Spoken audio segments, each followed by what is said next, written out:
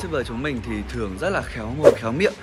Không biết nếu từ thang điểm từ 1 đến 10, anh tự đánh giá mức độ thảo mai của mình nó như thế nào? Cố gắng bắt chước mọi người khi mà lần đầu tiên em đến một cái event như vậy, em bảo ôi chị đẹp quá, tóc chị thật là đẹp. ôi trời ơi, tóc chị ấy thì sơ thấy như một mớ rơm ở trên đầu. Hãy bấm đăng ký để xem những chương trình mới nhất của Dustin on the go.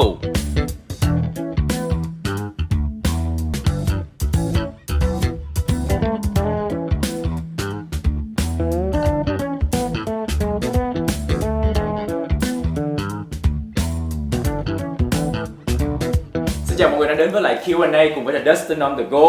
Mình là Dustin Phúc Nguyễn và Dustin rất là vui bởi vì đây là lần đầu tiên mà Dustin được quay trở lại sau thời gian giãn cách, bước ra ngoài để mà quay cùng với lại các nhân vật khách mời. Và hôm nay Dustin đã mời đến đây một anh chàng mà Dustin đã yêu thích từ rất là lâu, đó là Vũ Dino.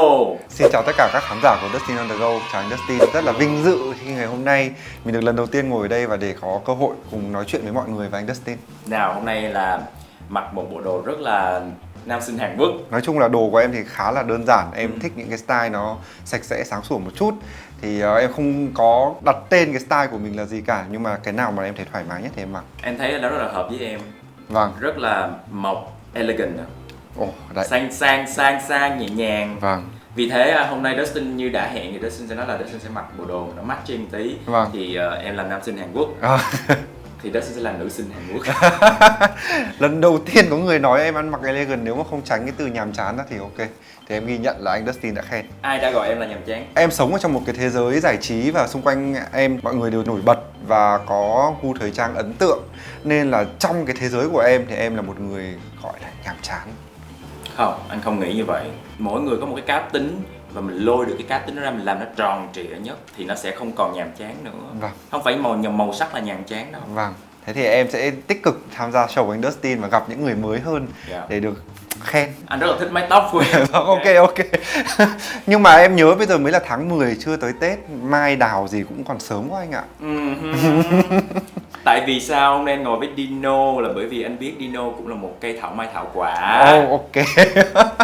Đùa thôi. Dạ. Trước khi đến với Q&A thì Dustin muốn giải thích lại với mọi người về Q&A. Q&A có một cái tinh thần mà tụi mình muốn truyền tải, đó là thay vì phán xét, hãy đặt câu hỏi. Mình muốn khán giả của mình là những người xem chương trình, thay vì nhanh tay, nhanh trí, đánh vài dòng vào gõ comment, bình luận phán xét một ai đó mà họ không biết, thì hãy đặt một câu hỏi thật là hay đi. Nghe rất là thách thức và em sẵn sàng đấy. Rồi hôm nay Dustin chọn cái thức uống dành cho cái buổi Q&A ngày hôm nay với lại Vũ Dino, đó là rượu vang Jacob's Creek. Đây là một trong những thương hiệu rượu vang gọi là bán chạy số 1 của Úc, có lịch sử hơn 170 năm, giành được giải thưởng một trong những thương hiệu rượu vang yêu thích nhất thế giới. Và hôm nay mình chọn cái dòng Jacob's Creek Classic Cabernet Sauvignon. Bây giờ em đố anh một câu là tại sao người ta đặt tên là Jacob's Creek? Jacob's Creek theo Dustin biết là nó là một cái dòng suối đặc trưng ở cái vùng Nam Úc, đúng không? Đúng rồi, khu nào? Khu South Australia. Anh biết cụ thể ở đâu không? Biết, từ từ. Barossa Valley. Đúng rồi. Đấy, may có chai rượu cứu anh nha. Để cho khán giả có một chút cái thông tin về cái chai Jacob's Creek, cái dòng Classic và Cabernet Sauvignon thì nó có vị nho, tiêu đen và một chút đinh hương. Vâng. Rất là phù hợp để ăn kèm với Bít tết, thịt bò, thịt đỏ. chính xác các loại món thịt viên hầm, thịt hầm lâu, slow roasted. Cái nhãn này là cũng là một cái nhãn mới, vừa mới ra mắt năm nay luôn. Ồ, đúng rồi, bởi vì em thấy cái bao bì cũng mới, em chưa từng nhìn thấy. Cái này cũng tượng trưng cho dòng suối Jacob's Creek, giống như cái logo, right? Anh thấy nó rất là hiện đại. Rồi bây giờ chúng ta sẽ make a toast. Ok. Yo. Đầu tiên là mời bạn ngửi. Đúng không? Đúng bài không? Nói chung là quen. Rồi bạn test thử. Đó. Ok ạ. Chúng ta sẽ rót full dầu và một ly cho tiên. Đến với lại Dustin on the go là mình phải có cồn. Chúc Dustin on the Go và anh Dustin sẽ được đạt được nhiều thành công mới. Vì em biết đây là cái show đầu tiên em quay trở lại sau lockdown, nên là em mong rằng là sẽ có nhiều show hơn nữa, bởi vì em cũng là một khán giả trung thành của Dustin on the Go. Rồi, anh Dustin thì chúc cho Dino sẽ có thêm một chương trình có format rõ ràng, bởi vì anh khoa theo dõi em. Vâng, format của em đó chính là cuộc sống của em anh ạ. Ok. Cheers. Cheers. Nếu mà Dino đã có xem thì khán giả của Dustin on the Go là những người đặt câu hỏi rất xuất sắc, Ồ, gấp, vâng, hóc búa. ok. Trả lời được hay không đó là Uống thêm cho bớt sợ anh ạ. độ nhạy bén của Dino. Chúng ta sẽ đến với câu hỏi đầu tiên dành cho Dino Vũ, đến từ bạn Trọng Thắng. Em xin có một câu hỏi dành cho anh Dino, đó là theo Dino, trong mối quan hệ bạn bè, khi cả hai càng ngày càng khó tìm điểm chung trong những cuộc trò chuyện, nhưng cả hai vẫn cố giữ mối quan hệ vì lợi ích, mở ngoặc, nhờ vả, thì có nên tiếp tục hay không? Em cảm thấy những mối quan hệ bạn bè của em đang có chiều hướng như vậy nên em hơi băn khoăn. Em mong được anh trả lời. Chúc hai anh luôn bình an và vui tươi. Trọng Thắng. Cá nhân em thì em sẽ không. Còn nếu mà tùy thuộc vào hoàn cảnh cụ thể của mỗi người thì xem là cái giá trị nhờ vả đấy nó lớn đến đâu thì các bạn nên cân nhắc. Người ta hay nói rằng là mối quan hệ bạn bè là những mối quan hệ trong sáng hay là vô tư hay bất kỳ cái gì đấy. Nhưng thực tế trên đời thì không có một mối quan hệ nào gọi là hoàn toàn vô điều kiện cả. Phải có qua có lại. Nếu mà không lợi ích về mặt vật chất, về công việc, về bất kỳ cái gì thì chúng ta có mặt lợi ích về tình cảm. Nếu mà chúng ta không cảm thấy được đối phương mang lại cho mình một cái gì ấy, thì đấy là một cái dấu hiệu của một mối quan hệ nó đang đi đến hồi kết. Cũng phải chấp nhận một sự thật rằng là trong cái thế giới của người lớn ấy, người đến người đi, bạn bè mình đến rồi bạn bè mình đi là một chuyện rất bình thường. Đó là quyền của mỗi người và chính bản thân bạn nó cũng nên như vậy. Cuộc trò chuyện không tìm được điểm chung, không tìm được kết nối nữa ấy, thì đừng nói chuyện nữa. Nếu mà thật sự muốn cứu vớt mối quan hệ đấy, hãy làm gì cùng nhau, hãy đi đâu đấy cùng nhau đi. Đừng cố nói chuyện nữa. Vì nhiều khi mọi người cứ đề cao cái công việc nói chuyện, cứ phải confrontation, cứ phải cố gắng nói ra cho ra vấn đề, nhưng nó không mang lại nhiều hiệu quả đến như vậy. Hãy thử đi đâu cùng nhau, đi du lịch thật xa, biết đâu mối quan hệ của các bạn sẽ trở nên tốt hơn. Giống như là lúc đó mình lôi cái đứa trẻ của mỗi người mình ra. Khi mà hai đứa trẻ làm bạn với nhau thì nó chẳng có điều kiện gì cả, có đúng không? Hai đứa trẻ nó làm bạn với nhau, nó sẽ thấy vui khi mà nó làm bạn với nhau. Đứa bạn của nó không mang lại cho nó niềm vui ấy, thì nó cũng không có thể làm bạn với nhau được. Cái điều kiện của hai đứa trẻ ở đây đó chính là niềm vui. Khi mà chúng ta lớn lên, cái điều kiện của chúng ta nó trở nên phức tạp hơn. Nó bao gồm lợi ích về vật chất, lợi ích về quan hệ, lợi ích về hình ảnh, bla bla bla bla rất là nhiều. Nhưng về cơ bản em không tin là có một quan hệ nào đó nó vô điều kiện một cách hoàn toàn cả. Bởi vì là kể cả chúng ta cảm thấy vui khi ở bên cạnh nhau, đó cũng là một điều kiện rồi. Em có hơi khắt khe với bản thân mình quá không? Mấy một người thực tế. Vậy hả? Tế Rất nhìn chim nhận. ngu. Đúng rồi, ok. Nếu anh nói rất kim như thì em nhận. Rồi.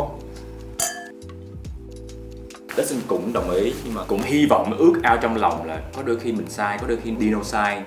Tại vì cuộc sống này nó đã quá là thực tế, nó đã quá là thực dụng ở ngoài kia rồi. Đúng rồi. Nên là nhiều khi người ta quy cái chuyện tình cảm, cái niềm vui khi chúng ta ở cạnh nhau vào một cái vế là không điều kiện. Nhưng nhiều khi chúng ta không nhận ra rằng đó cũng chính là một điều kiện mà chúng ta cần. Không ai muốn ở cạnh một người khi mà mình không cảm thấy mình vui, hay mình cảm thấy có một cái xúc cảm gì đấy nó bùng nổ khi ở cạnh người đấy cả.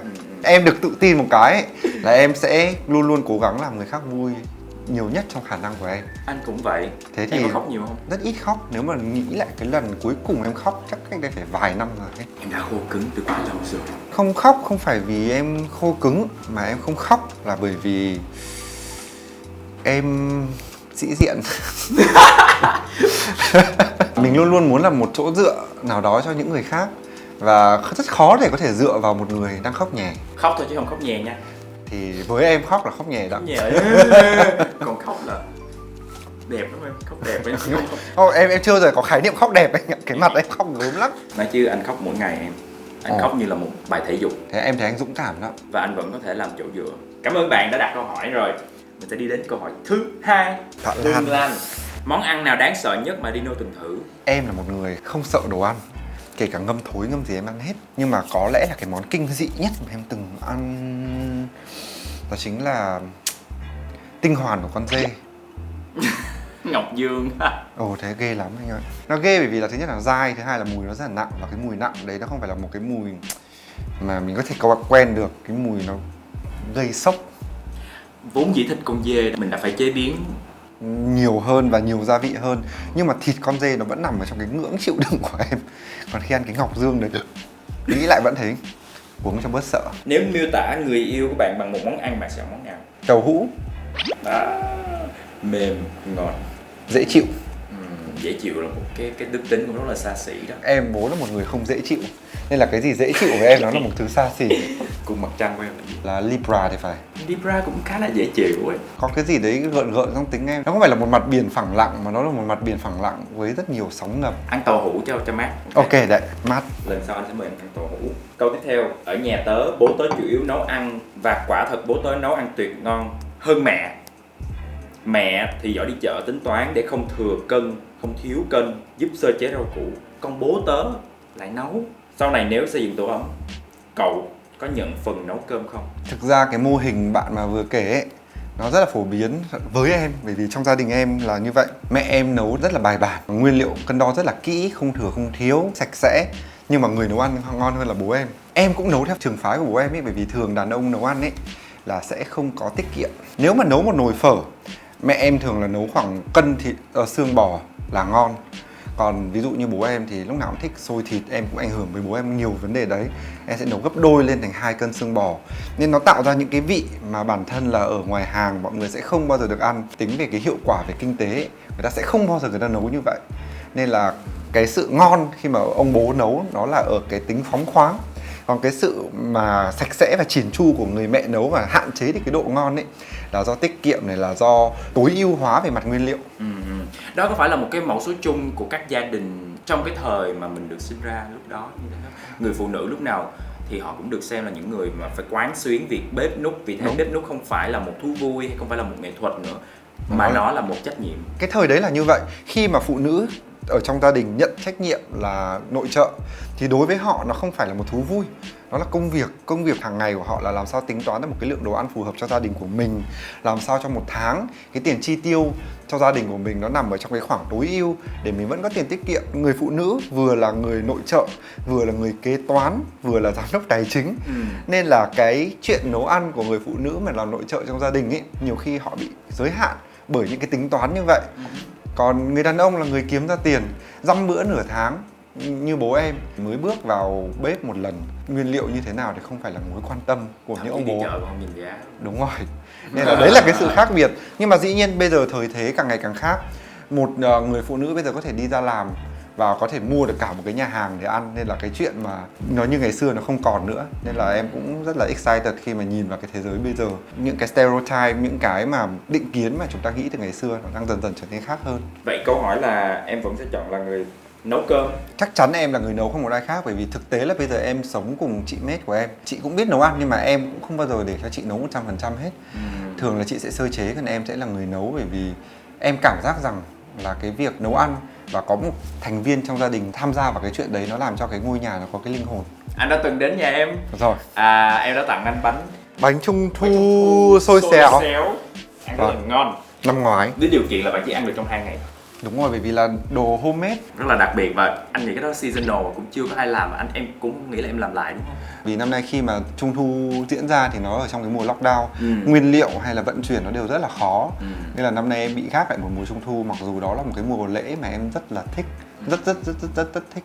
Hy vọng là xong một năm Trung thu nào đó lại được ăn bánh Trung thu xui xẻo. Vâng, nhất định rồi ạ. Rồi, cảm ơn bạn Lan. Câu hỏi tiếp theo là Mèo Hồng. Em chào hai anh, hôm nay em xin phép đặt một số câu hỏi cho anh Dino. Rồi bạn nào cũng một số câu hỏi. Anh có sử dụng các tiêu chí đánh giá cho việc lựa chọn bạn bè không? Và nếu mình chơi cùng một người bạn toxic, bị ảnh hưởng bởi người đó, thì anh sẽ làm gì để loại bỏ sự toxic đó ra khỏi cuộc sống mà không gây ảnh hưởng đến bản thân và người bạn đó? Thứ nhất là tiêu chí chọn bạn bè thì chắc chắn là ai cũng có. Cá nhân em ấy, tiêu chí số 1 của em khi chọn bạn bè ấy là em phải tin người đó là người tốt. Người tốt ở đây là một khái niệm khá là chung. Em có trực giác để nói lên điều đó? Em có trực giác để nói lên điều đó. Em luôn luôn nói đùa với bạn em rằng ấy là em có hỏa nhãn kim tinh ấy. Tiêu chí thứ hai mà em rất hấp dẫn, nó không phải là tiêu chí mà là em cực kỳ bị hấp dẫn bởi những người thông minh. Khi mà nói chuyện với những người thông minh, mình sẽ được nhiều hơn. Có nghĩa là mình sẽ học được rất là nhiều. Và tất cả những cái kiến thức mà người ta biết ấy, rồi một ngày nào đó sẽ có ích cho mình, chỉ cho mình cả một cái thế giới mới mà trước kia mình chưa từng khám phá ra được. Nếu mà mọi người hơi cực đoan, mọi người sẽ nghĩ rằng thông minh ở đây là phải học giỏi, là phải bằng cấp nào bằng cấp kia, nhưng không. Đối với em thông minh ở đây nó bao trùm rộng hơn như thế rất là nhiều. Người ta có thể là street smart, có thể là school smart, đều khiến em rất là thú vị.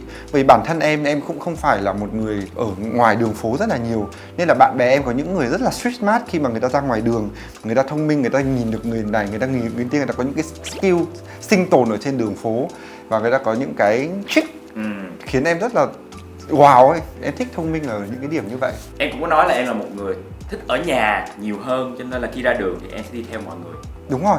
Nên là khi mà em ra ngoài đường mà em gặp một người mà như em nói là street smart ấy, thì em cảm giác như là người ta là một cái người tour guide dẫn em một cái thế giới vô cùng diệu kỳ và em không thấy bao giờ hết. Anh lại hợp là cái người đi ra ngoài đường. Thế hy vọng rằng anh sẽ là tour guide được. Ở nhà anh cũng có một người có trực giác để nhìn vào tâm can của người khác, cho nên là anh làm con mèo thôi.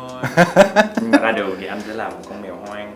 Ok, nghe rất là Và câu hỏi của bạn ấy là nếu chơi cùng một người bạn toxic, ai cũng sẽ có một người bạn toxic, hoặc là bất kỳ người bạn nào của chúng ta cũng sẽ trải qua một giai đoạn toxic.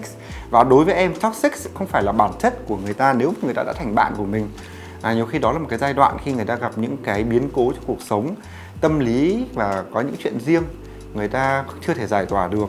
Nên là với những cái giai đoạn đó ấy, nếu mà ở đỉnh cao của cái mức độ toxic như bạn định nghĩa ấy, thì với em sẽ tạm thời im lặng luôn là vàng. Bởi vì là mình càng nói vào giai đoạn đấy, mọi chuyện nó sẽ càng tệ hơn. Toxic là một giai đoạn chứ không phải là một tính cách. Đúng, bởi vì nếu toxic là một tính cách ấy, thì from the beginning em đã không làm bạn với người ta rồi. Nên là nhiều khi mình thấy bạn thân của mình họ đang rất toxic, hãy thông cảm cho họ. Họ đang có một cái gì đó, họ phải vượt qua, họ chưa giải quyết được thôi. Mình càng engage vào cái sự toxic đó thì nó sẽ lây lan rất là nhiều và nó sẽ đến mức mình không kiểm soát được. Em lấy một ví dụ cụ thể là trong giai đoạn dịch vừa rồi khi mà lockdown ấy, tâm lý thực ra là lúc đấy ai cũng sẽ trải qua một cái giai đoạn toxic tạm thời. Em thấy bạn bè em, mọi người ở trên mạng, mọi người sẽ nói rất là nhiều về dịch, về vaccine, về tất tần tật mọi thứ. Và khi mà ở trong những cái giai đoạn đấy em thấy rằng là bất kỳ ý kiến tranh luận nào của mình đều khiến mọi chuyện trở nên tệ hơn mà thôi. Nên là rất đơn giản, vào giai đoạn đấy em khóa điện thoại, em không dùng điện thoại nữa, em không engage vào bất kỳ một cái online conversation nào hết, rồi mọi thứ cũng sẽ qua. Anh hỏi em nha, anh cũng có theo dõi em cùng với lại những người bạn. Tất nhiên tất cả mọi người đều làm trong một cái môi trường rất là giống anh này. Vâng. Mình làm content creator, mình rất là active trên mạng xã hội, và đôi khi cái sự thẳng thắn của mình nó đem đến những cái cuộc tranh cãi không đáng có từ phía khán giả, người xem, truyền thông. Có phải vì vậy em cũng đã cảm thấy rất là mệt mỏi vì suy nghĩ những cái nhận định không đúng về mình mà mình không cần thiết phải lên báo á? Em có bao giờ bị cảm giác là đó là một cái sự toxic mà vô tình truyền thông, mạng xã hội đem đến cho mình không? Có chứ, bởi vì là cái đấy là cái mặt mà mình phải chấp nhận khi mà em làm nghề này. Trước kia ấy, khi mà em còn non nớt hơn, em còn mới làm nghề thì em sẽ cảm thấy rất là mệt mỏi, em cảm thấy rất là buồn. Cách đây vài năm em khóc ấy là những cái giai đoạn mà em cảm thấy là những cái comment, những cái bình luận, những cái ý kiến của họ làm cho mình cảm thấy oan ức, tủi thân, mình khóc. Nhưng mà dần dần mình thấy rằng là cái chuyện đó là một cái mặt trái của một vấn đề mình phải chấp nhận. Bởi vì mình đã nhận được những cái lợi ích từ nó thì cái đấy là cái mình không thể chối bỏ được. Nên là kiểu nhiều khi tình bạn của bọn em hay là mối quan hệ xung quanh em cũng bị thử thách bởi những người lạ, rồi cũng sẽ vượt qua thôi. Em có nghĩ là em đã thay đổi rất nhiều? Em thay đổi siêu nhiều. Trong vòng 10 năm qua, nếu mà tính từ giai đoạn mà em tốt nghiệp đại học và em bắt đầu hành trình trở thành người trưởng thành, người lớn của mình, thì mỗi năm em đều thay đổi. Anh thấy một Dino bình tĩnh hơn ngày xưa rất là nhiều. Đúng rồi, bởi vì là qua nhiều sóng gió thì mình thấy rằng là không có cái gì giúp mình vượt qua được mọi sóng gió bằng chính sự bình tĩnh. Anh còn nhớ lúc mà mình gặp nhau là anh lưu tên em là Dino của Le Méridien. À vâng, thời đấy thì em còn trẻ con lắm anh ạ. 4-5 năm trước. Vâng, 5 năm. Lúc đó Dino cũng mới bắt đầu làm công việc mạng YouTuber nè. Thực ra thời điểm đấy thì em còn chưa làm YouTube cơ. Em mới làm những cái Facebook này. short video trên Facebook. YouTube thì em mới làm chính thức, mà em làm nghiêm túc thì khoảng 3 năm. Còn nếu mà không nghiêm túc và không chính thức thì khoảng 4 năm. Đó là thời điểm mà đến bây giờ đó xin thấy được là 5 năm là một thay đổi quá nhiều. Dino lên xuống có nhiều tiết báo giật gân. Dustin cũng đã từng có những định kiến khi đọc những tiết báo của Dino. Vâng. Dustin cũng đã là một người phải đấu tranh bản thân là định kiến nó không phải là sự thật, mình phải tự đi tìm hiểu sự thật. Thế là Dustin mò tất cả những cái video mà Dino đã từng phỏng vấn. Cái chuyện định kiến ấy, nó là một cái chuyện tất yếu. Bởi vì bản thân em cũng là một người đầy định kiến. Em sống ở trong một môi trường khá là bảo thủ. Em sinh ra ở trong một môi trường khá bảo thủ, được đào tạo trong một môi trường bảo thủ, lớn lên trong một gia đình cũng tương đối bảo thủ. Nên là tất cả những cái bảo thủ đó nó sinh ra cái định kiến tự nhiên ở trong người mình. Mình đã từng định kiến với người khác, nên đến khi mà em bị những người khác định kiến lại ấy, em nhận ra rằng là đấy là quả táo nhãn lồng. Cái định kiến của người khác ấy giúp em bỏ đi định kiến của em về người khác. Thì nó giúp em trưởng thành hơn. Và bây giờ em mới nhận ra rằng là ai cũng sẽ có một cái cách sống, một suy nghĩ của họ. Không có cái gì là đúng và không có gì là sai hết. Theo anh, những cái món ăn ngon bổ rẻ có thực sự tồn tại hay không? Có chứ. Có hả? Có. Hay là chỉ là những lời quảng cáo? Chắc chắn là tồn tại những món ăn ngon, bổ và rẻ. Thực ra ấy, thì những cái món ăn ngon, bổ và rẻ nhất đó chính là những cái món ăn mà nó là raw material, nó là những cái nguyên liệu, là những cái món ăn thô. Không cần chế biến nhiều. Không cần chế biến nhiều, thậm chí là hái từ trên cây, thu hoạch luôn là ăn luôn. Đấy. Giá trị của món ăn nó được áp thêm chính là công thức này, cái sự chế biến và cái sự thăng hoa của người nấu ăn.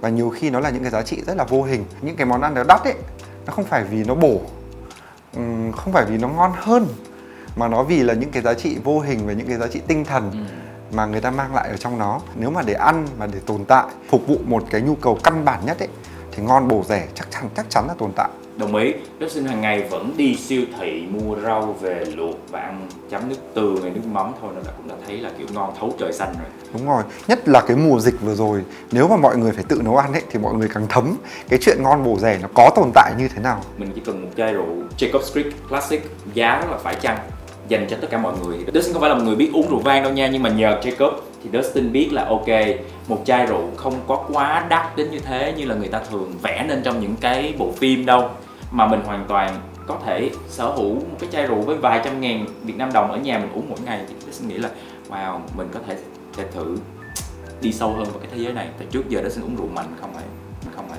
Đây là một câu hỏi video đầu tiên. Ôi, như thi Olympia vậy anh. Chắc trong đầu em có một vài cái tên của những người bạn mà em nghĩ là họ sẽ tò mò và đặt câu hỏi cho em chứ, đúng không? Nếu mà bạn em ấy chắc là chả tò mò gì về em đâu, bởi vì với bạn bè em ấy thì em khá là cởi mở. Bởi vì em như một củ hành tây ấy, nếu mà bạn bè của em mà nói trong lớp trong cùng ấy thì không biết nó còn gì để bóc nữa không. Có thể là những câu hỏi mà bạn em đã biết nhưng mà vẫn muốn hỏi lại. Ôi trời ơi. Ôi rồi ôi, chẳng Thế thì còn sợ nữa. Ok, câu hỏi đầu tiên. Hello Dustin, hello Dino. Trời ơi, quay cái video này 4 lần rồi ấy, và lần nào nói cũng thấy kiểu quá là lùng củng, cho nên là phải quay lại và mong đây là lần cuối cùng là quay và dùng được luôn. Ok, câu hỏi của Kendall là như thế này. Chúng ta đều là những người khó tính, khó chịu, cứng đầu và có rất nhiều ý kiến, rất là lắm lời về bản thân, về chuyện trong nước, về chuyện ngoài nước. Nói chung là luôn muốn kiểu keep updated và biết được thế giới kiểu đang vận hành, đang suy nghĩ như thế nào và các cái vấn đề nó là gì. Và khi mà còn trẻ thì kiểu chúng ta chưa có nhiều ràng buộc thì kiểu chúng ta sẽ thích nói gì nói, có thể là nhiều khi nói cũng không đúng và cũng không lịch sự cho lắm, nhưng mà nó là những cái kiểu có thật, kiểu coming from the heart. Còn kiểu bây giờ khi mà các bạn làm influencers, người có sức ảnh hưởng rồi, các bạn còn làm content creator thì tất nhiên là các bạn có thêm nhiều ràng buộc, những cái ràng buộc với cả followers, phải đăng cái gì để hợp tình hợp ý với mọi người, để mọi người cảm thấy vui vẻ, mọi người được inspire, mọi người được entertain, nhưng mà cũng phải có giá trị nhân văn. Nhưng mà cũng có những cái ràng buộc khác với cả nhãn hàng, client chẳng hạn. Ví dụ như có những cái issue mình thấy là mình cũng muốn kiểu speak up, hay là có những cái sản phẩm mà mình rất là thích, mình muốn recommend các bạn chẳng hạn, nhưng mình bị ràng buộc và mình không muốn đụng chạm đến những cái hợp đồng, những cái terms này nọ. Xong cuối cùng thì mình sẽ cảm giác mình bị kiểu cái voice, cái giọng nói của mình nó reach được đến nhiều người hơn, nhưng nó cũng bị thu nhỏ lại hơn, tại vì những cái điều mình muốn nói bây giờ mình không dám nói nữa. Thì mình biết là không chỉ các bạn mà cũng có nhiều người ở trong ngành cũng gặp cái dilemma như vậy. Thì Kendall cũng muốn các bạn là ví dụ có thể sharing là các bạn có những cái hối hận gì không về những cái chuyện là đáng lẽ ra hồi xưa mình nên speak up, hay là bây giờ các bạn cũng muốn speak up chẳng hạn. Thực ra Kendall nói đúng.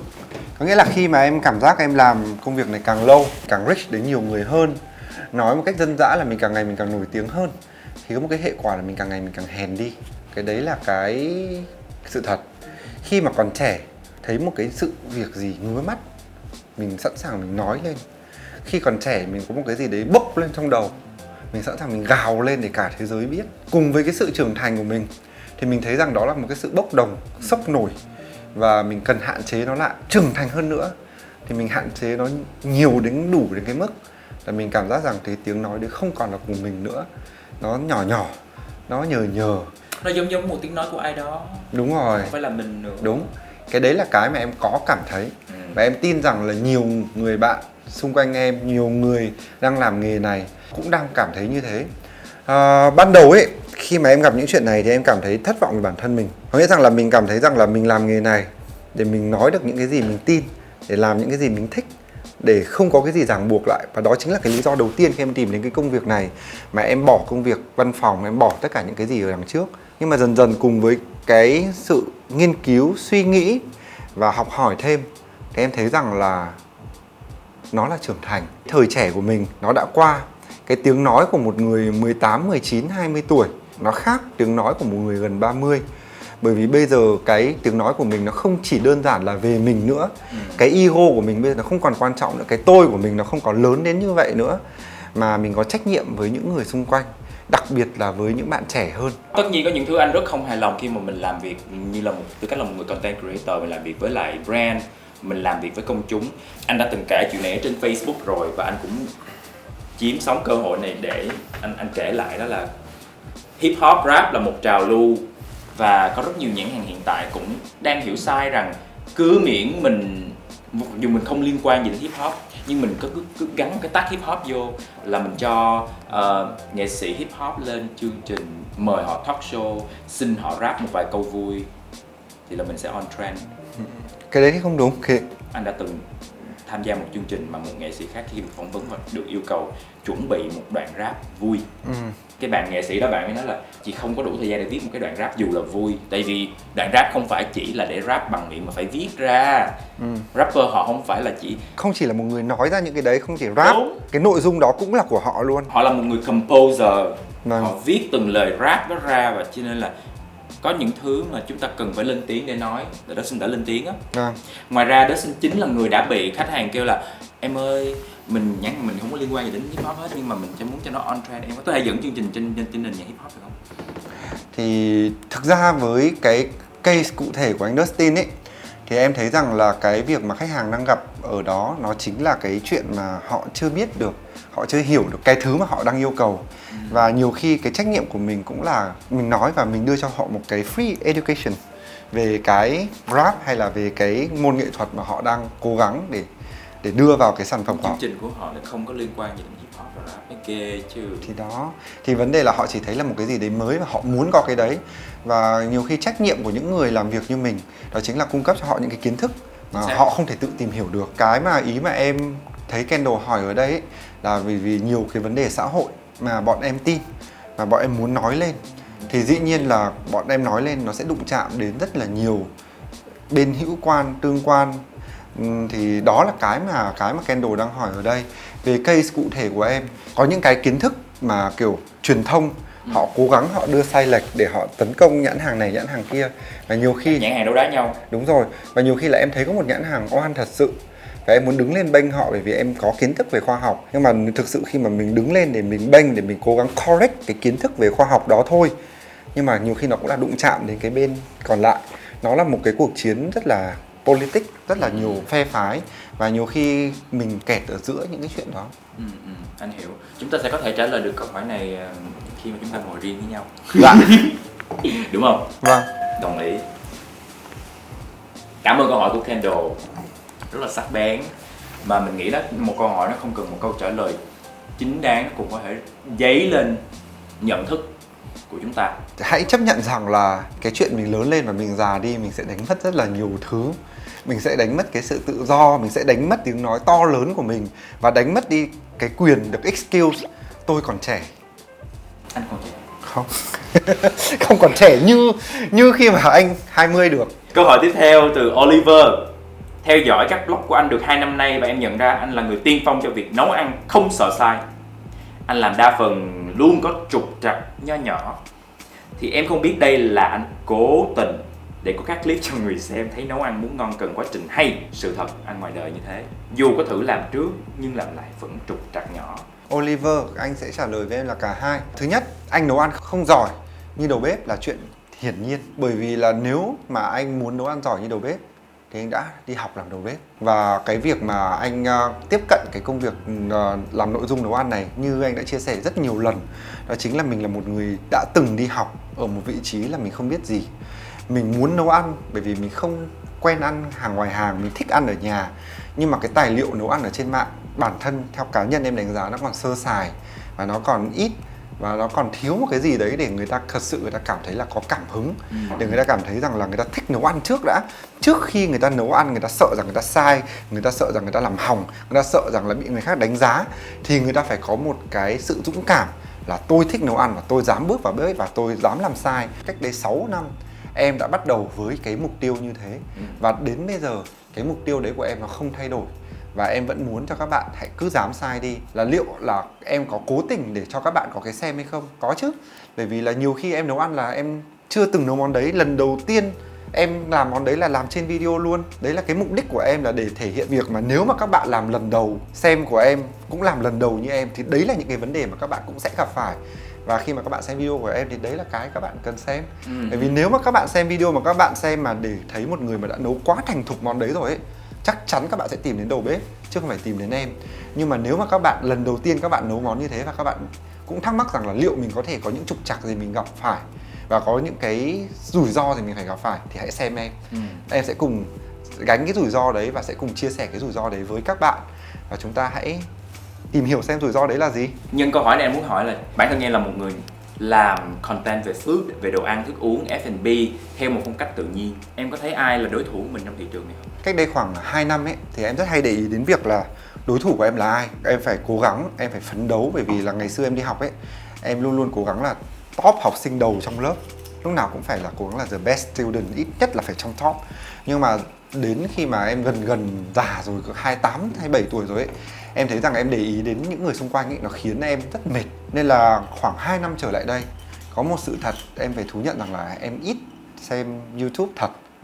Hầu như em không xem luôn á. Bởi vì là em muốn tập trung vào những cái mà em làm. Khi mà cái thị trường nội dung nó càng ngày nó càng trở nên chuyên nghiệp ấy, thì nó sẽ tạo ra những cái trend. Và khi mà mình cố gắng mình follow những cái trend đấy ấy, thì dần dần ấy, cái nội dung nó sẽ trở nên rất là nhạt đấy. Nó chỉ có một vài kiểu nội dung, một vài kiểu format mà em muốn rằng là khi mà mọi người xem đến em ấy, mọi người xem được một cái gì đấy khác mà mọi người chưa từng xem. Nếu mà em xem ấy, thì em sẽ xem những cái bạn khác hẳn em. Nghĩa là em xem đầu bếp, em xem các bạn nấu ăn ở vùng quê khác hẳn em. Thì đấy là những cái mà khiến cho em rất là inspiring. Nghĩa là em muốn mang Họ cũng có thể là đối thủ của em sao? Có thể. Một đầu bếp mà bỗng nhiên bây giờ làm một kênh YouTube có phải là đối thủ của em không? Có thể là đối thủ. Quan niệm trước đấy của em là đối thủ là một cái người gì đấy phải làm Exactly like đây. Mà em lại muốn là một cái người làm exactly like no one else, không giống ai hết. Thì đó. Thì lại làm sao? Thì đó đã ok. Thế thì em Định nghĩa về đối thủ cũng mở rộng chứ. Đúng. Bởi vì là nếu mà nó là rival hay là substitution thì nó khác. Ok, đồng ý. Em thử một câu hỏi video nữa không? Ôi, anh chuẩn bị kỹ quá, em cảm giác. Vô một chút đi để lấy giọng. Rồi bây giờ chúng ta sẽ đến với câu hỏi video tiếp theo. Sẵn sàng anh ơi. Hello anh Dino. Ai cũng biết là YouTuber chúng mình thì thường rất là khéo mồm khéo miệng. Tuy nhiên thì ngày hôm nay em sẽ có 2 câu hỏi dành cho anh. Câu hỏi đầu tiên đó chính là không biết nếu từ thang điểm từ 1 đến 10, anh tự đánh giá mức độ thảo mai của mình nó như thế nào? Và câu thứ hai đó chính là hãy kể lại một cái kỷ niệm mà anh thảo mai với một người khác và anh nhớ nhất cho các bạn trong chương trình ngày hôm nay được không? Ok. Cảm ơn Ninh Tito. Đấy là lý do tại sao anh hỏi về đối thủ. Ok, vấn đề là Ninh làm việc em rất thích, bởi vì bản thân em ấy, khi mà Ninh làm tất cả những cái nội dung của Ninh thì đến những cái quán ăn và những cái món mà em chưa từng thử thì em sẽ làm lại những cái món đấy. Nên là nội dung cũng không giống nhau lắm. Trước em còn làm một cái món bánh mì dân tổ nhờ Ninh làm, nên là đợt đấy em làm xong rồi anh Kiên Hoàng làm này, làm xong rồi cả mấy người làm cùng một lúc ấy, nó tạo ra một cái hiệu ứng rất là mạnh. Nên là cái cảm giác của em về đối thủ thì nó chưa từng có. Nhưng mà cái ok, bây giờ em hiểu ý anh. Bởi vì em vẫn nghĩ miếng bánh này còn quá lớn. Tiếp đến là về câu hỏi của Ninh. Khi mà mọi người nhìn thấy em ở có máy quay Rồi ở những cái chỗ công cộng thì mức độ thảo mai của em là 8 điểm. Còn nếu mà anh Dustin hay bất kỳ ai mà gặp em ở ngoài đời thì mức độ thảo mai của em chắc là 1, 2 thôi anh ơi. Em là một cái người mà không biết ý và thậm chí là rất là hay làm phật lòng người khác. Em xác định rằng cái tính đấy của mình nó khó chịu quá. Nên là khi mà gặp những người khác thì em cố gắng hoàn thiện bản thân mình lên bằng cách là em phải trau chuốt hơn trong cái việc ăn nói của mình.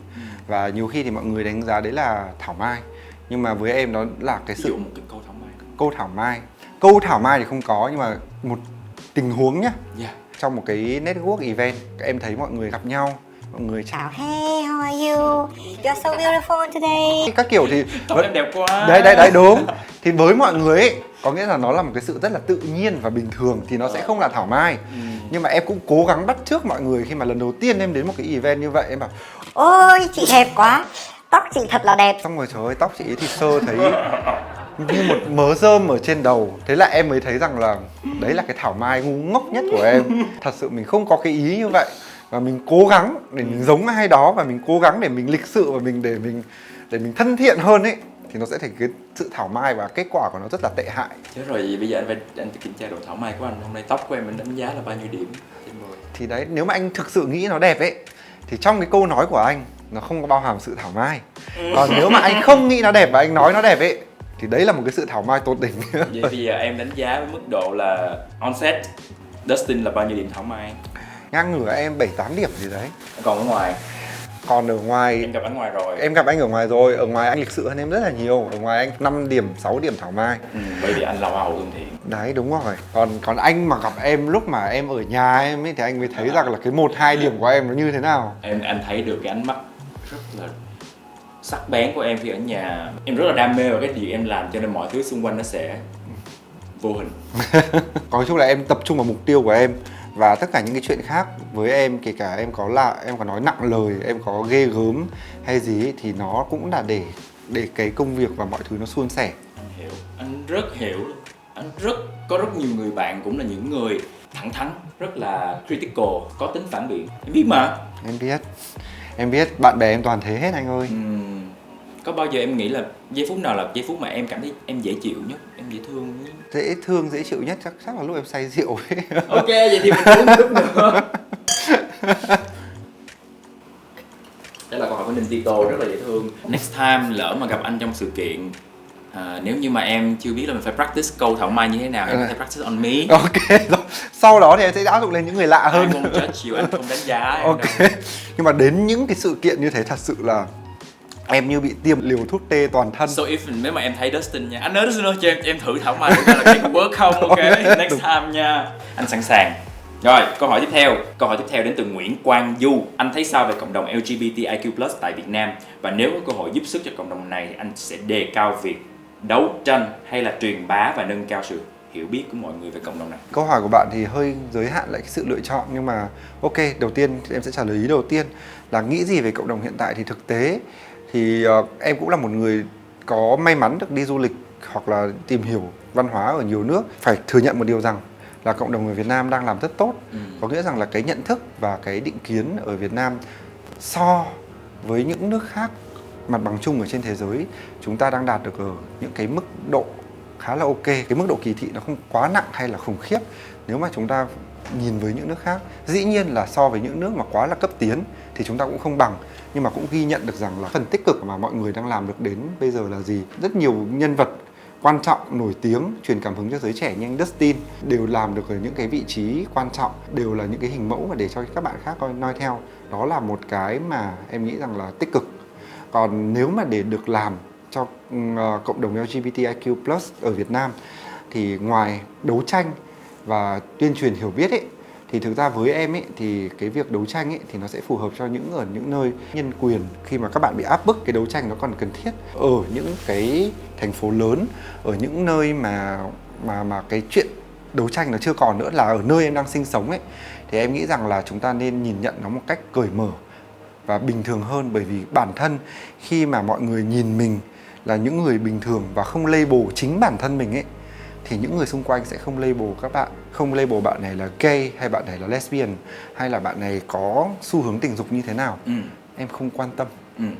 Và cái sự không quan tâm đó thì em nghĩ nó là một cái sự tích cực để cho các bạn đạt được những cái bước tiến lớn hơn về sau. Đơn giản khi mà em làm bạn với ai, khi mà em nhìn nhận một người nào, em sẽ nhìn nhận về tính cách, về năng lực, về tài năng, về con người họ. Em không quan tâm họ muốn ngủ với một người có giới tính nào hết. Ngủ nghe với ai không dùng để đánh giá tư cách một con người. Đúng rồi. Bởi vì tại sao mình phải dán trên đầu mình, trên trán mình một chuyện là mình thích ngủ với người nào? Nó vô nghĩa. Đồng ý. Câu hỏi video tiếp theo. Hello anh Dino và anh Dustin. Hôm nay thì em cũng có một câu hỏi muốn gửi đến anh Dino. Đó là câu hỏi về chủ đề xây dựng tổ ấm. Theo em cảm nhận thì anh Dino khá là giống một người đàn ông của gia đình. Và hiện tại khi mà nói về gia đình thì em thấy rằng là giới trẻ có rất là nhiều quan điểm hay là định nghĩa về cái concept về gia đình. Vậy theo anh Dino thì cái khái niệm của anh để định nghĩa một gia đình thì sẽ như thế nào? Em rất là tò mò về điều này. Cảm ơn cô em Trendy. Định nghĩa về gia đình của em không muốn là một người lúc nào thể hiện cũng là mình khác người. Nhưng mà định nghĩa về gia đình của em có lẽ là khác định nghĩa về gia đình mà bố mẹ em đã dạy em. Định nghĩa gia đình của em ấy là một tập hợp những người có một cái sự kết nối về mặt cảm xúc, về tinh thần với nhau mạnh mẽ. Định nghĩa về gia đình cũ thì nó là những người có bloodline, có huyết thống. Gia đình hiện đại bây giờ, tất cả những người ở trong một gia đình nó không nhất thiết là phải đẻ ra nhau hay là gì đó. Thì đó là định nghĩa của em. Và em thì em rất yêu quý và em rất đề cao cái giá trị của gia đình. Bởi vì là khi mà cái cuộc sống của mình là một người lớn ở trong một xã hội phức tạp, nó đã quá mệt mỏi rồi. Cái mà mình còn lại nó chính là gia đình. Và những người khi mà mình tỉnh dậy, mình đi ngủ khiến cho mình cảm thấy dễ chịu, yên tâm và an toàn. Em nghĩ sao khi mà có một số cha mẹ vẫn thường hay nghĩ là tao đẻ mày ra là sau này mày phải lo cho tao?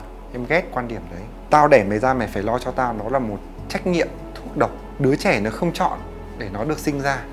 Tại sao khi mà nó lọt lòng mẹ, nó đã phải gánh trên vai một lời hứa, một trách nhiệm lớn đến như vậy? Sao không đơn giản là yêu thương đứa trẻ đấy bằng một tình yêu? Yêu nó, chắc chắn nó sẽ yêu lại mình. Em biết là mọi người sẽ thấy khó chịu khi mà em so sánh với việc là nuôi chó. Bởi vì là em thích nuôi chó vì đơn giản một điểm là em nuôi con chó, em không bao giờ em bảo nó là mày phải yêu tao. Tao nuôi mày từ tầm bé, tao cho mày ăn, mày phải yêu tao. Em đơn giản là em yêu nó và nó yêu lại em. Và đó là một cái tình yêu không phải là vô điều kiện nha, có điều kiện.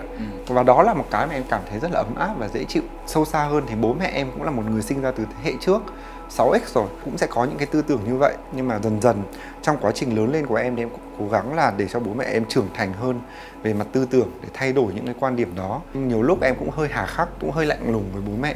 Nhưng mà dần dần bây giờ thì em thấy đến thời điểm hiện tại năm 2021 này, năm mà em 29 tuổi, thì em thấy rằng là bố mẹ em và em yêu nhau một cách vô tư và trong sáng hơn ngày xưa rất nhiều. Cái gì cũng sẽ cần một cái sự đấu tranh và thay đổi. Em đã làm gì để đấu tranh? Em đã từng đưa cho bố mẹ những cái tài liệu nào đó liên quan đến một cái concept, cái ý niệm nào mà bố mẹ chưa hiểu để bố mẹ đọc? Cả hai, em có cả phần lý thuyết và thực hành. Phần lý thuyết đó chính là như anh Dustin nói là em đưa ra tài liệu.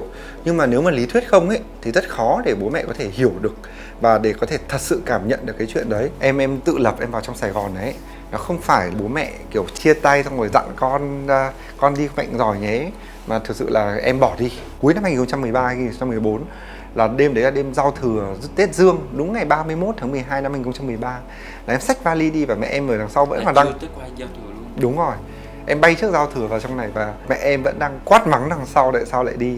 Nhưng mà đấy là cái bước đầu tiên, dần dần em vào trong này. Việc khó đến đâu em cũng không nhờ đến bố mẹ.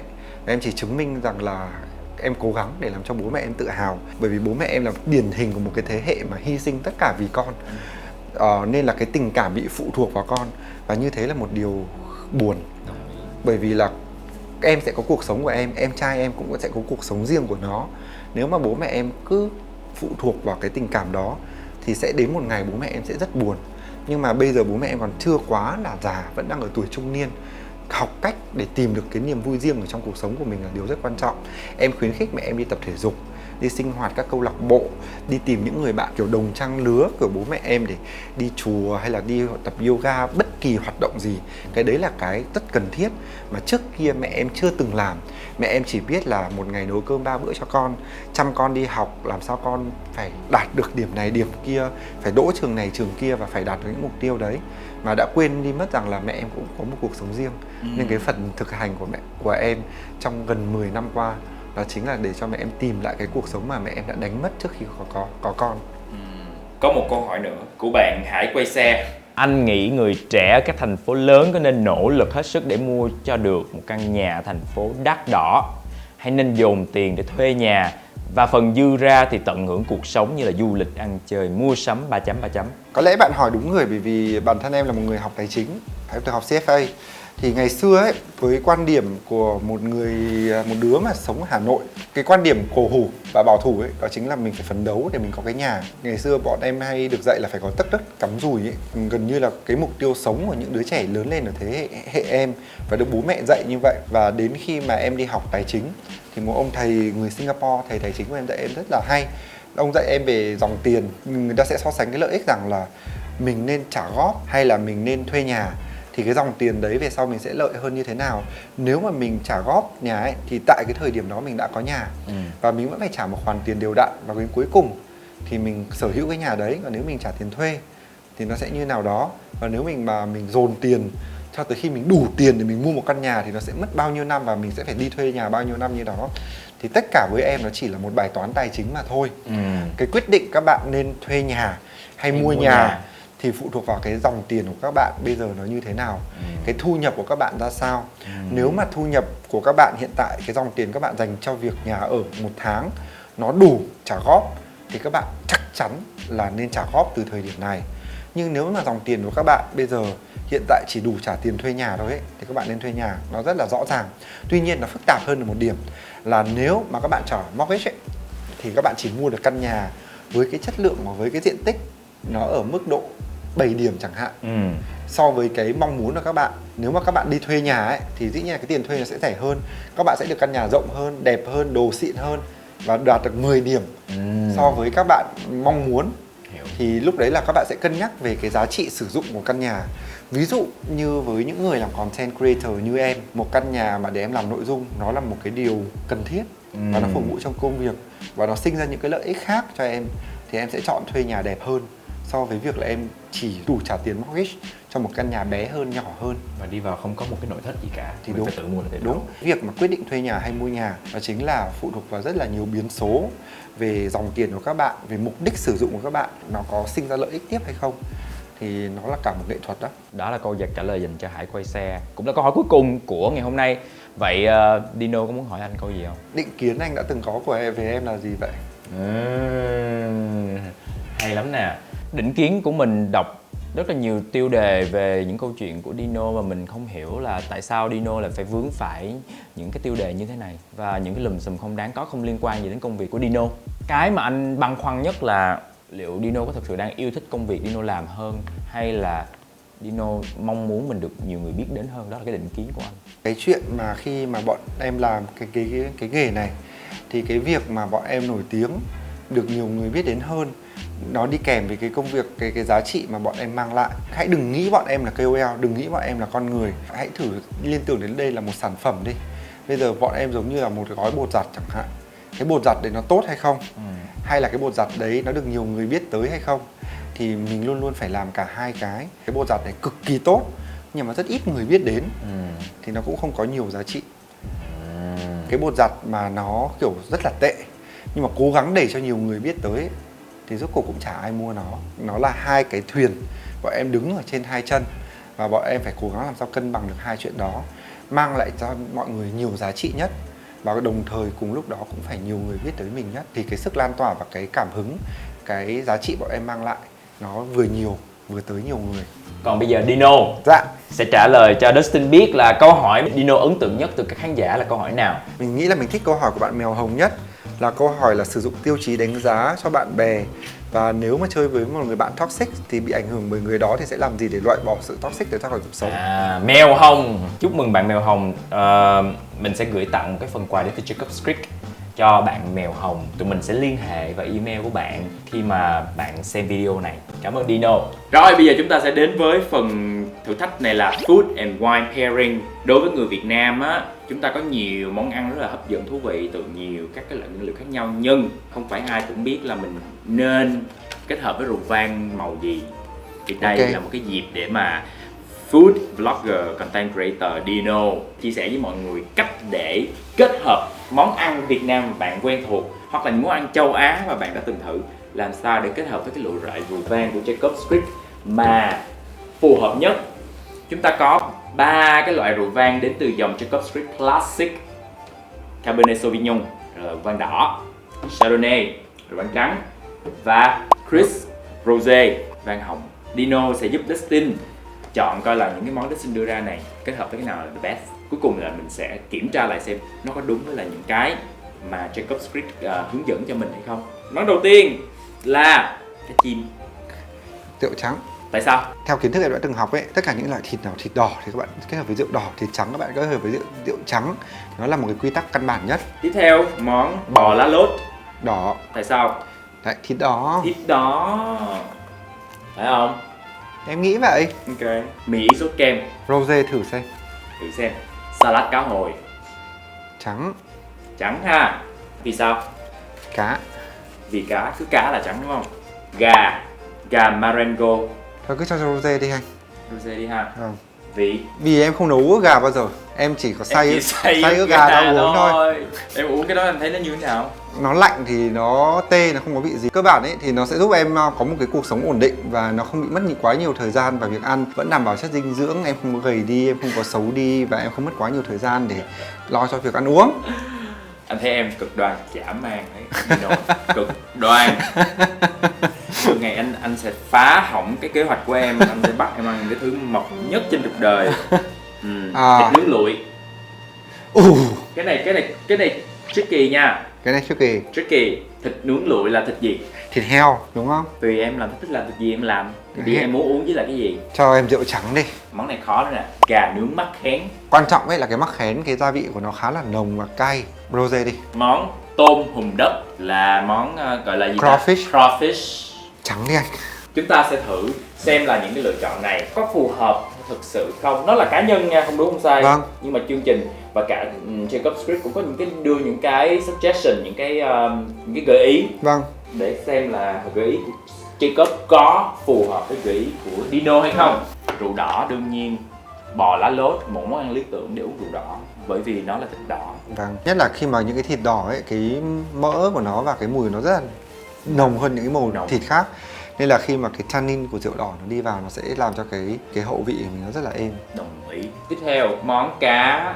Cá thì đương nhiên là trắng. Nhất là những món cá nướng tuyệt vời luôn. Salad cá hồi này thì đối với Jacob's Creek thì họ suggest là uống với lại rosé. Vì lý do là nó có cùng một cái màu hồng, nó cũng rất là dễ để mà mình. Tại vì cá trắng thì mình nên uống rượu trắng.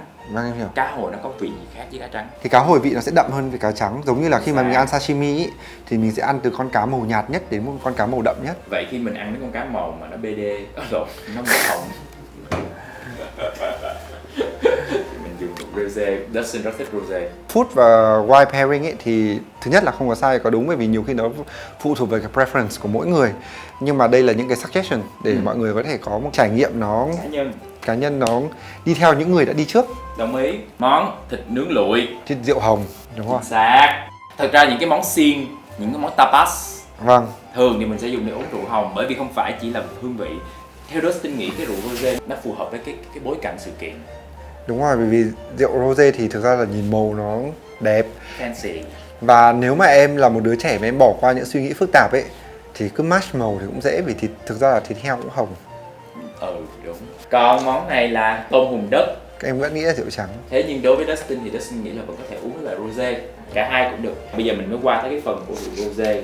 Rosé là một loại rượu mà hậu sinh của hai người này. Mì ý sốt kem. Em chọn rosé tại sao? Bacon ấy nó là processed food, em chọn Em rosé. có nghĩ đến cái yếu tố creamy của cái mì ý này không? Nhiều khi cái creamy nó lấn át cái bacon. Anh sẽ chọn rượu trắng. Bởi vì anh đơn giản thấy cái rượu trắng nó, cái body của nó không đầy. Không, đúng rồi, ok, em hiểu ý anh. Và mình đã ăn một cái món rất là full, rất là đậm, rất là rich như là creamy pasta rồi, thì mình nên có một cái để cân bằng lại như là rượu trắng. Gà Marengo và gà nướng mắc khén đều là hai món được làm từ thịt trắng. Tuy nhiên mắc khén là một cái loại gia vị có hương vị rất đặc trưng. Đúng. Em chọn là rosé. Ok. Thực ra nó là Rượu trắng. chính xác. Gà thì nên đi với rượu trắng. Gia vị có nặng cỡ nào thì mình vẫn coi cái texture của cái thịt gà, cái cấu trúc thịt gà. Nó khá là khô Ừ. và nó giàu protein. Vậy nó cần một cái loại rượu mà Nó smooth lại. Ok, thì rồi rượu trắng đi. Ok, cảm ơn Dino rất là nhiều vì đã đem đến cho Dustin và mọi người khán giả. Có những người chưa bao giờ có thể thử rượu vang nhiều loại như vậy trong đời. Biết đâu đây là một cái cách để bạn bắt đầu để thưởng thức rượu vang đỏ, trắng hay là rosé, và bạn cũng có thể mua bất kỳ cái dòng classic nào của Jacob's Creek ở siêu thị để mà tự trải nghiệm và có được cái lựa chọn cho mình.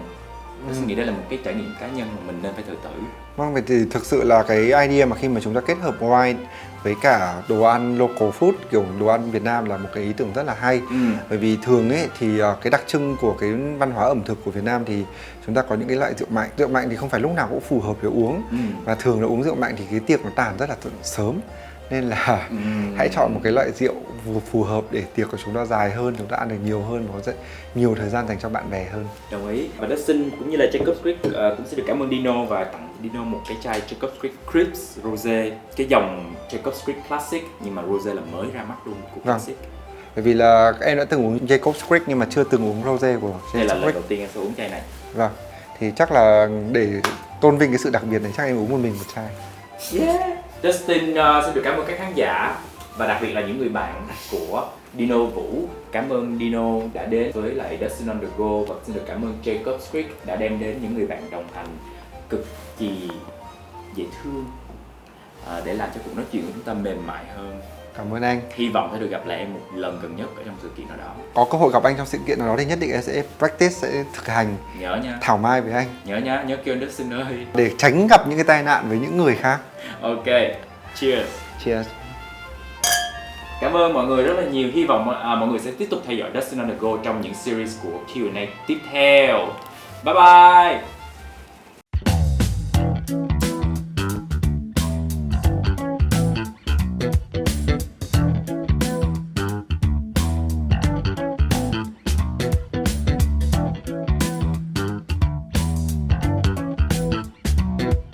Hãy bấm đăng ký để xem những chương trình mới nhất của Dustin on the Go.